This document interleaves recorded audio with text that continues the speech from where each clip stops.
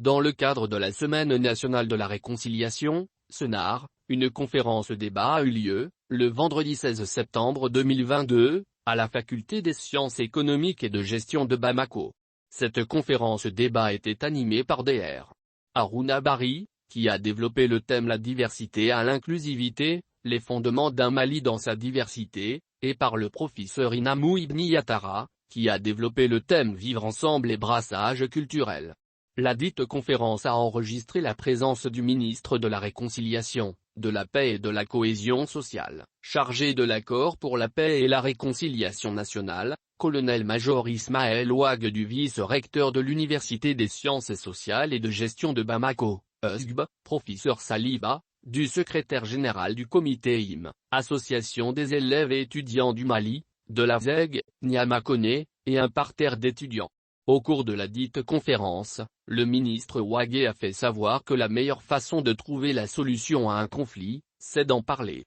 Après les mots de bienvenue du vice-recteur de l'Université des sciences sociales et de gestion de Bamako, USGB, professeur Saliba, le ministre de la Réconciliation, de la Paix et de la Cohésion sociale, chargé de l'accord pour la paix et la réconciliation nationale, colonel-major Ismaël Ouag, a indiqué que la meilleure façon de trouver la solution à un conflit, c'est d'en parler.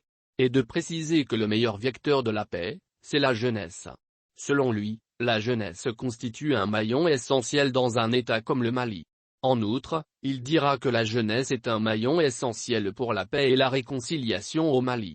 En marge de la dite conférence, un don de sang s'effectuait dans l'enceinte de la faculté et a permis de collecter plus de 20 poches de sang. Le ministre de la Réconciliation, le colonel-major Ismaël Ouagué, a rappelé aux étudiants dans son intervention que donner son sang, c'est sauver une vie et surtout un acte citoyen qui a toujours permis de sauver des vies. À cet effet, il a invité les étudiants à toujours donner leur sang pour d'autres citoyens qui sont dans le besoin. Pour sa part, le secrétaire général du comité IM, Association des élèves et étudiants du Mali, de la ZEG, Niama Koné, a indiqué que la réconciliation passe par le respect des droits de l'homme. Après les différentes allocutions, les deux conférenciers ont fait leur exposé. Ainsi, Dr. Harouna Bari, qui a développé le thème La diversité à l'inclusivité, les fondements d'un Mali dans sa diversité, a fait savoir qu'il faut promouvoir un développement durable au Mali. Pour lui, aucune communauté ne doit être écartée. Le Mali a besoin d'honneur et de dignité et tout doit être fait pour arriver à cela. C'est dans ce Mali qu'on va trouver la paix et le développement. Personne ne doit prendre une arme contre l'État du Mali. Il ne doit pas y avoir d'accord contre l'État. Combien de Maliens sont morts depuis 2012, ça suffit, a-t-il dit.